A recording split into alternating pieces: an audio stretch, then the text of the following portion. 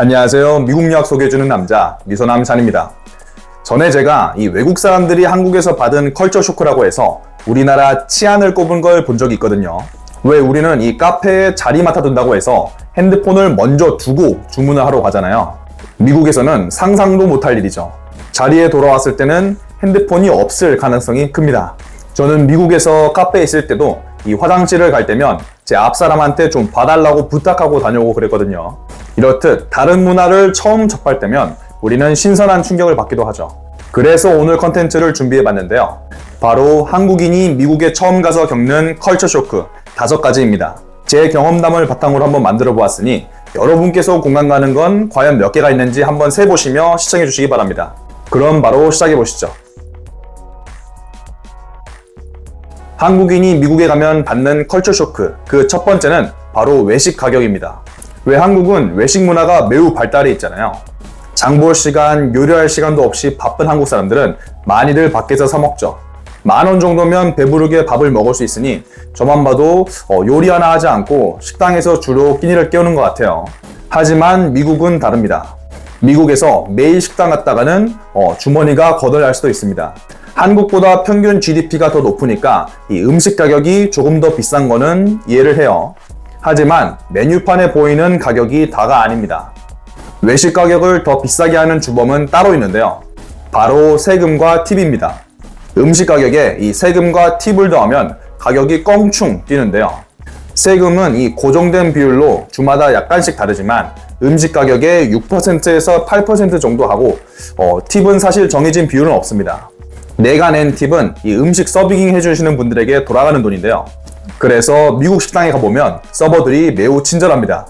손님이 서비스에 만족한 만큼 팁을 내고 가니까요. 팁은 암묵적으로 최소 15%에서 20%를 내고 서비스가 더 좋은 곳들은 훨씬 더 많이 내기도 합니다. 그럼 여기서 제가 쉽게 예시를 한번 들어볼게요. 제가 $10짜리 밥을 먹는다고 가정을 해보죠. 세금으로 8%, 팁으로 20%를 낸다고 하면 $12.96가 나옵니다. 그러니까 거의 $13라고 보시면 됩니다.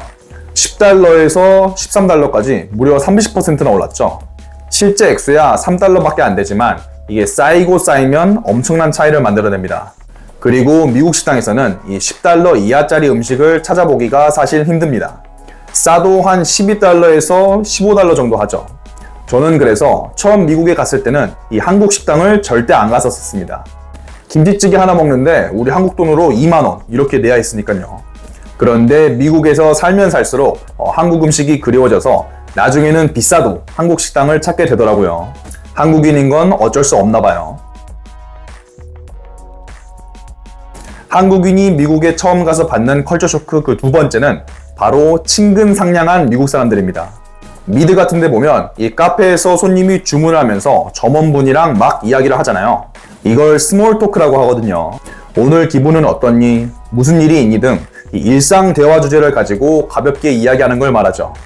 이런 대화가 비단 카페나 마트 등 이 사람을 비즈니스적으로 상대하는 장소에서만 이루어지는 게 아닙니다. 길을 가다가도 이 사람들이 인사를 건네고 안부를 물어요. Hi, how are you? 이렇게요. 그럼 I'm good and you? 하면서 이 스몰 토크가 시작이 되는 거죠. 이렇듯 미국 사람들은 남에 대한 경계 없이 누구든지 친절하게 대하는 것 같아요. 사실 한국에도 이 사람들을 이렇게 살갑게 대하는 문화가 있죠. 한국인의 정 이렇게 해가지고 특히 시골에 내려가면 아주머니들이 이 젊은 사람들을 보고 우리 아들, 딸 같아서 그래 하면서 잘 챙겨주시는 그런 문화가 있잖아요. 그런데 제가 느끼기엔 이 똑같은 친근이라는 단어지만 그 결이 약간 다릅니다. 미국은 약간 겉으로 친근한 느낌이고 한국은 속으로 친근한 느낌? 한국인의 정은 정말 남을 잘 챙겨주는 그런 문화잖아요. 하지만 미국은 그런 건 없습니다. 친근해도 약간 선을 긋는 느낌이죠. 세 번째로 이야기할 주제는 운전 가능 나이인데요. 한국은 만 18세 이상부터 운전을 할 수 있잖아요. 그래서 대부분 고등학생들이 이 수능 시험을 보고 면허를 따서 장롱 면허로라도 가지고 있죠. 미국은 주마다 다르지만 이 운전을 배울 수 있는 나이 규정은 14세부터 16세 사이입니다. 즉 운전을 배우려고 14살 때부터 운전을 할 수 있다는 거죠. 운전을 배웠다고 바로 혼자서 운전을 할 수 있는 건 아니고 일정 기간은 이 보호자가 동반을 한 상태에서 차를 몰 수 있는데요. 그래도 만 16세에서 17세부터는 단독 운전이 가능합니다. 그래서 제가 미국에 처음 갔을 때 학교에 가서 받은 충격이 제 친구들이 운전을 해서 학교에 오는 거예요. 한국에서는 부모님이 차로 태워다 주시거나 대중교통을 이용해서 등하교를 하는데 말이죠. 아마 미국이라는 나라가 땅덩어리도 워낙 넓고 차가 없으면 어디 이동하기 매우 불편하니까 이런 문화와 법이 만들어졌나 봅니다. 운전 가능한 나이에 이어서 나이에 관한 또 다른 컬처 쇼크는 바로 술을 마실 수 있는 나이입니다. 한국에서는 운전 가능 나이와 비슷하게 만 19세 이상이면 술을 마실 수 있잖아요. 그래서 대학교를 막 들어간 새내기들이 이 시기에 엄청 술을 부어라 마셔라 하죠. 하지만 미국은 음주 허용 나이가 만 21살입니다. 그러니까 법적으로는 대학년 3학년은 돼야지 술을 마실 수 있어요. 운전은 고등학생 때부터 할 수 있는데 술은 만 21세가 넘어야 마실 수 있다니 참 아이러니하죠. 특히 미국이란 나라가 약간 자유롭다는 선입견이 있잖아요. 그래서 전 개인적으로 대학교 가서 이거에 충격을 받은 것 같아요. 컬처 쇼크 그 마지막은 바로 미국 패션 문화입니다. 한국에서는 남녀 구분 없이 사람들이 대체적으로 잘 꾸미고 다니잖아요. 그런데 미국 사람들은 정말 심플하게 하고 다닙니다. 캠퍼스에서 학생들을 보면 그냥 반팔 티하고 반바지 하나 걸치고 다녀요. 특히 학교 로고가 들어간 티는 국룰이죠. 저도 옷을 잘 입는 건 아니지만 미국 대학에서는 미국 학생들이 칭찬을 할 정도였습니다. 근데 이게 약간 느낌이 이상한 게요. 미국에서는 약간 이 게이들이 잘 꾸미고 다닌다는 선입견이 있습니다.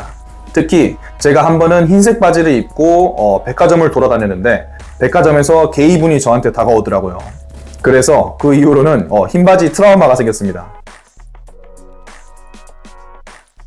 자, 이렇게 해서 한국인이라면 공감할 만한 미국에서 겪는 컬처 쇼크 5가지를 제 경험담을 바탕으로 소개해드렸는데요.